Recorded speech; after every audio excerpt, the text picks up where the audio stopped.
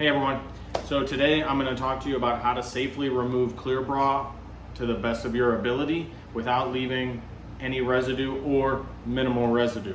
So this is a 2019 Porsche GT3 RS. They have a clear bra job that was done by somebody else a few years ago, and the owner wants it replaced because it doesn't do full coverage. So we're going to be removing all the clear bra that is on the car and replacing it with a full body clear bra over the next couple of days. You'll see the video.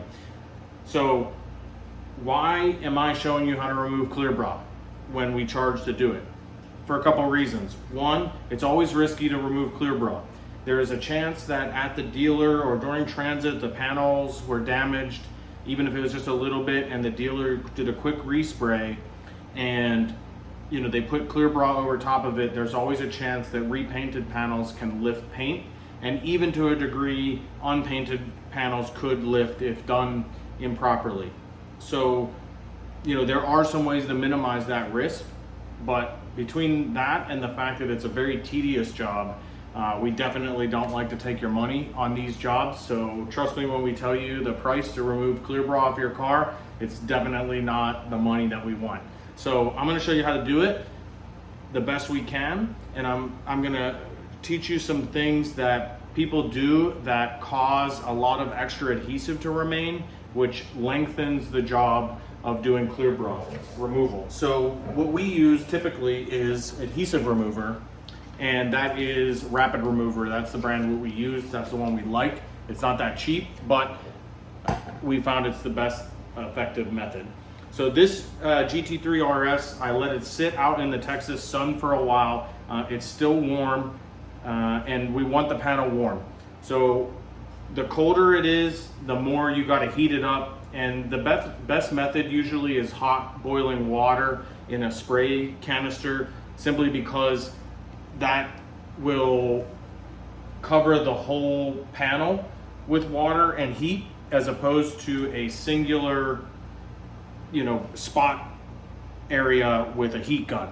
So what we're going to do is we're going to heat it up in some form or fashion. In this case, I use the natural heat of the Texas sun.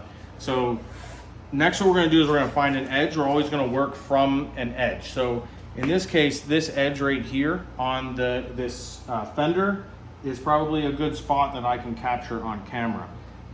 Now, what I'll tell you people do, and where they make the biggest mistake, is your natural inclination is to just rip the clear bra off, and that's not what we want to do. Ripping the clear bra off in that fashion will, well, first of all, it's more dangerous, but it's also more likely to leave residue as the glue separates from the PPF. So if you can see here, let me tilt this down. So if you see here, I've got the edge started. Okay, so the natural inclination is just to pull this back, and it's gonna rip and it's gonna leave all kind of adhesive, and we don't wanna do that. So what we wanna do is we wanna pull it that way, away from the starting edge, and using the shallowest angle that we can to get our finger in, we're gonna kind of tap the edge. So let me bring it in even closer.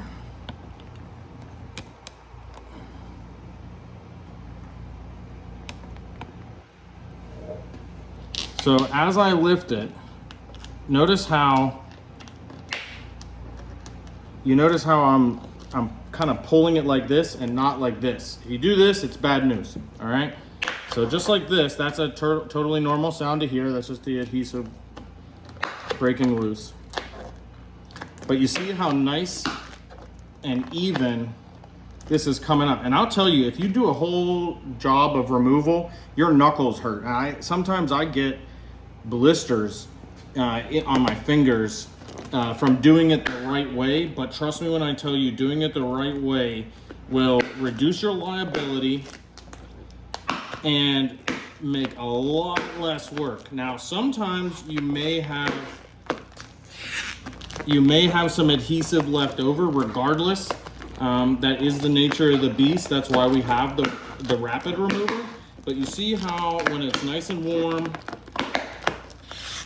how easy the clear bra comes off.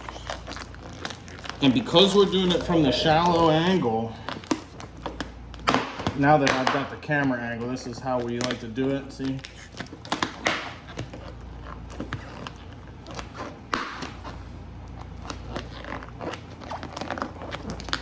And so I don't want to bore you with the whole entire panel, but what I do want to illustrate is there is absolutely, this is the dirt line, that's not residue. There is absolutely not a single bit of residue that we left behind anywhere.